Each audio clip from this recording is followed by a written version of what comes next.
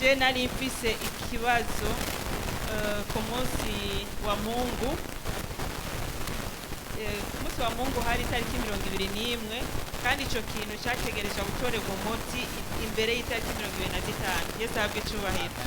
Kandi cyari ikintu gikomeye ugati simbona imbere n'inyuma uko nokigenza. Hanyuma umwungere araturirimbisha indirimbo ivuga ngo hari kigiye guturika. Araturitse ikintu. Haleluya. Naracakiye. Haleluya. Ico kintu cyaraturitse ku munsi wa kabiri. Tuzamure haleluya. Yesu. Haleluya. Ku munsi wa mbere navuze ati iki kintu kugira kinaturike nanje reka nshire mu mwete wanje. Haleluya. Ndashira ko ndasengera ngaha nyene ku gicaniro. Jewe ntabona imbere n'inyuma. Ndavuga ati ku munsi wa kabiri naho turabonana n'umwongere amfashe iturike nyaguturika. Haleluya. Haleluya. Umunsi wa kabiri mu gitondo umwongere aramfasha gusenga, aransengera cya kintu kiraturika. Sinabona imbere n'inyuma. Ariko nimwokomera Yesu amashi azi guturitsa ibyananiranya kabimena. Haleluya. Sinabona ubushobora kumfasha, arambwira ati urahura n'umuntu. Ntawe nabona. Ku mugoroba wo kwa kabiri niho nabona kayaga.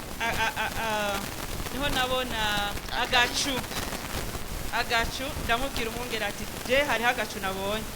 Uti nakandi urakabona.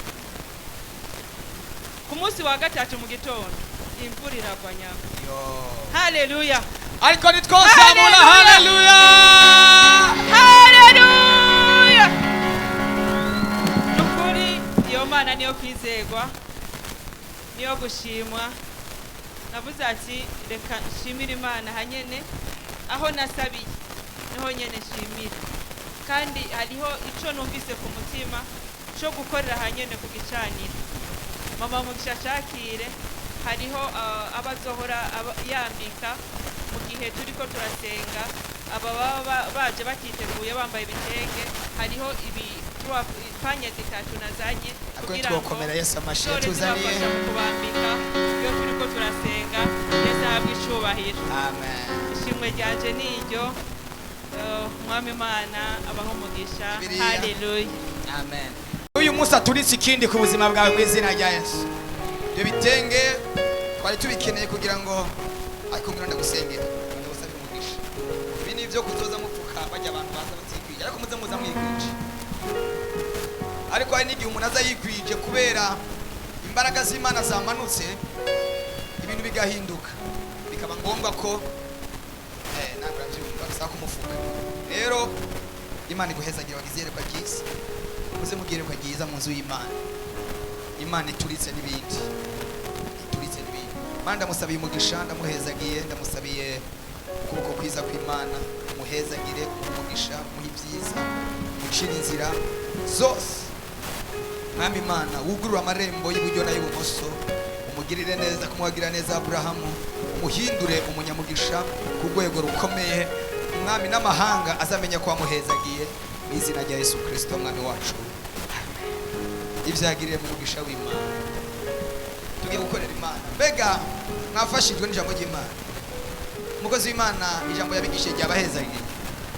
Zamura ibiganza mu musabira umugisha w'Imana muri Yesu.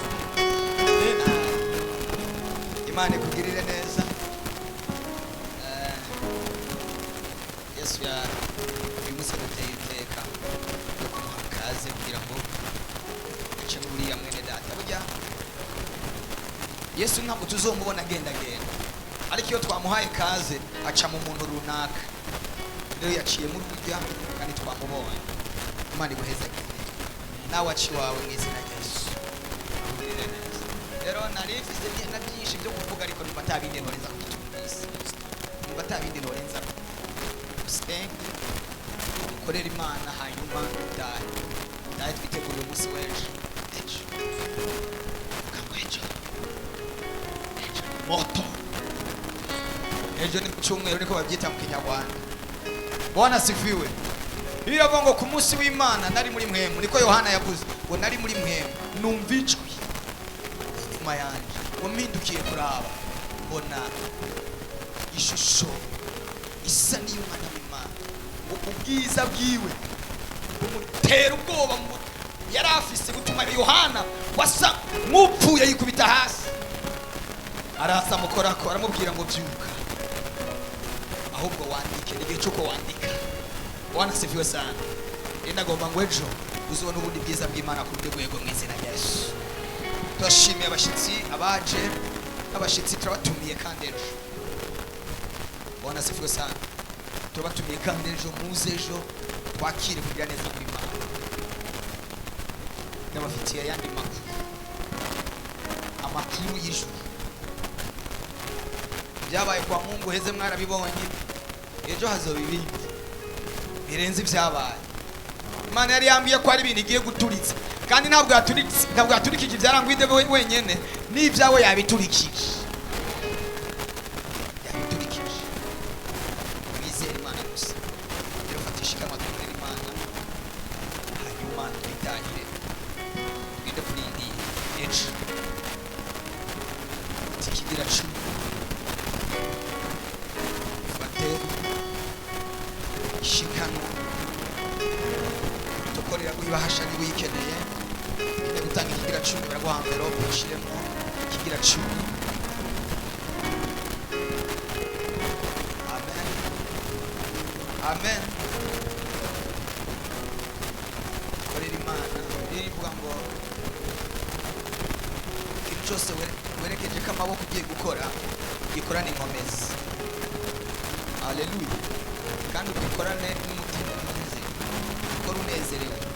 Iyo ukoreye Imana utuma ubwami bw'Imana bwaguka gushika aho butari bwagere.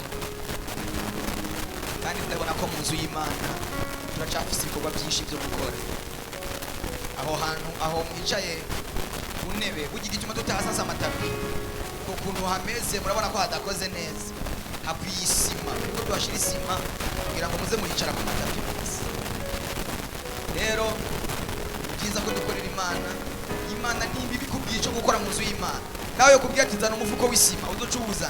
Urabona hariya hepfo hose turahaheza, turacakeneye ibikorwa byinshi byo gukora. Icyo wumve wumve ijwi ry'Imana rikubwiye gukora mu nzu y'Imana, ubucu gikora. Kugira ngo dukore inzu y'Imana tuyigire neza.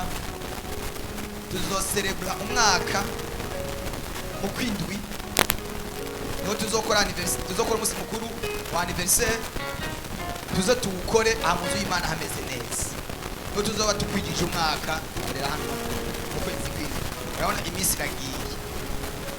Amen, amen. Uyu munsi twakwigije amezi 10, umunsi tariki 27, oya twakwigije 23, niho twakwigije amezi 10 tariki 23. Urumva ko mu gihe kitari kinini turi hano tugiye kumara umwaka. Rero nituze dukore umunsi mukuru ahantu hameze gutya, tuze tuhakore hari hasize amarangi, aho hose hari sima hameze neza.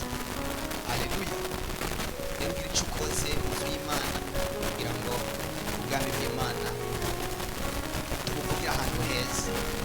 Mbega Imana nikwiye kuba ahantu heza hameze neza. Rero sindabagobera, sindabinginga, ndabizi ko muri abana bakora, murakora umurimo w'Imana, ushishikarire kubikora. Mana, mu izina rya Yesu ndasengeye ubwoko bwawe, ndasengeye abana bawe, ubahezagire, ubahe umugisha. Ibikorwa bagiye gukora, bagiye gutanga amashikanwa ibigira 10, ubahe umugisha, ubugururire, ubahezagire muri byose mu izina rya Yesu. Kaze dukorere Imana. Turabizi.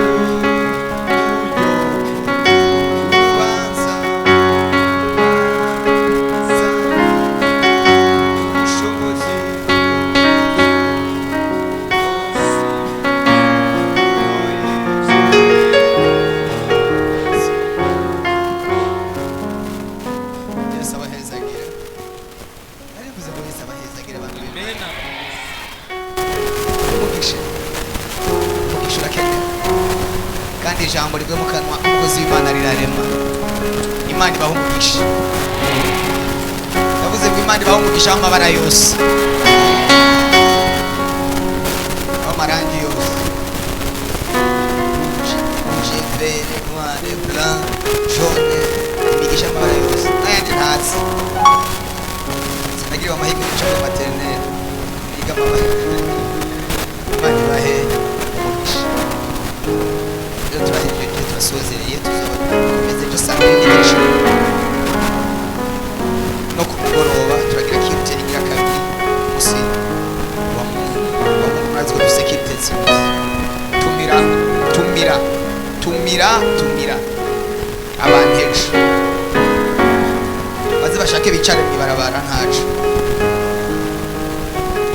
ariko tumira umuntu umwe canke babiri canke batatu canke 10 nawe utumira 100 nta ngorane. Zo shake twicare mw'ibarabara. Amen. Tumire ikindi nza kubona iyo duhejeje kirita abantu baza hari ubundi murabizi samedi imisi yose njya kwishuri harya rya Bibiliya. Murabizi ko iriya shuri rya Bibiliya ni je ndarikurikirana bisaba ko cangenda. Rero iyo haciye haza abantu hariya kuri biro ndabaki bica binjeretse zutume buze ejo kana guha rendez-vous ejo nje gusenga mugabo uyu mwanya uze kunyihanganira ntagira abantu baza mu kugira mu cene ukanga hariya kwishuri rya Bibiliya namaze gucerwa ariko kingerageza kunyaruka. Imana ibaneze. Ndavuze ngo Imana ibaneze ujane na Yesu.